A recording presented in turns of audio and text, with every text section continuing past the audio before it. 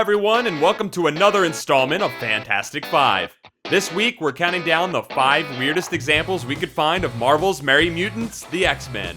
From their very first cover, the X-Men were touted as the strangest superheroes of all. So it's not so surprising that in over 50 years since then, there have been a number of weirdos to pop up in the X-Men or its various ancillary teams. In fact, a large number of them have been intentionally weird in order to fit the X-Men's outcast theme. So we're going to ditch the must-be unintentionally weird caveat we usually include. And just a heads up, just because we think a character is weird doesn't mean we think that's somehow equivalent to lame or useless, like some other less good websites out there. I mean, look at Maggot. He usually tops lists of weird or lame characters, but if you don't think having a digestive system that's actually 2 giant robot bugs is rad, you need to go back to clown school.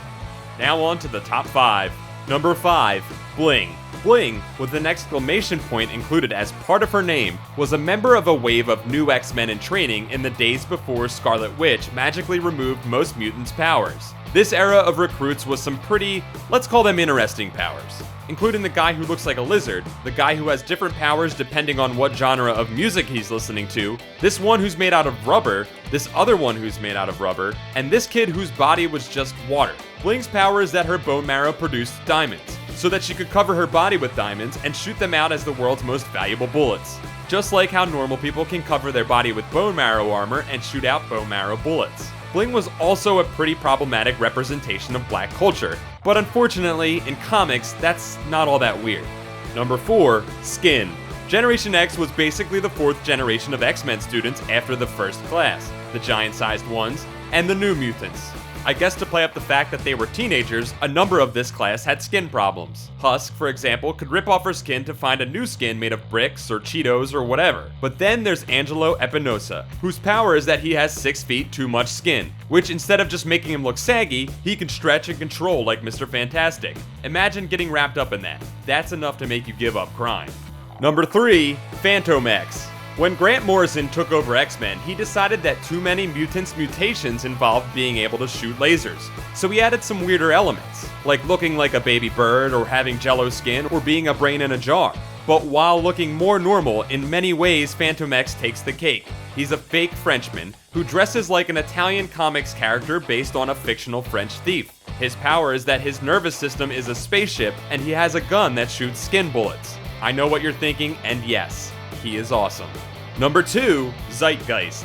Peter Milligan and Mike Aldred's X-Force, later retitled X-statix, was a satire of many different things, from celebrity culture to traditional superhero comics, and so the weird characters contained within were definitely weird on purpose. The various characters who appear throughout the book include the Anarchist, who could shoot his acidic sweat like lasers, El Guapo, whose power was a symbiotic relationship with a sentient skateboard, and Fat, who had complete control over his subcutaneous fat layer. But possibly the weirdest, or maybe just the grossest, was the team's original leader, Zeitgeist, whose power was to throw up all over his enemies. How that captured the spirit of the times, I do not know. And number 1, Wolverine. Yeah, that's right. I can hear you flipping out from here, but the fact is, the only reason you don't think Wolverine is weird is that you've read 1,000 comics with him in it. In reality, he is a Canadian samurai, whose mask looks like his hair and his hair looks like Charlie Brown's sister's. Additionally, his power is that he has 6 knives, which first are robot knives, then they're bone knives, until finally they are bone knives with a metal wrapper. The only way he could be weirder is if they stuck with his origin as first conceived, which is that he was an actual Wolverine mutated by a guy in a purple metal mask who hangs out with a talking cow. Also, about 90% of the time, creators don't seem to know the difference between a Wolverine and a wolf. The most popular character in comics is named after a big weasel. If you don't see how that's weirder than a guy with robot slugs for guts, ask your grandma if Wolverine sounds normal. I think she'll agree with me. That's all for this week. Join us next week to hear me be right about 5 more things. Thanks for watching this episode of Fantastic Fives. Don't forget to like this video, subscribe to Comics Alliance for more comic facts, and check out comicsalliance.com for more comic awesomeness.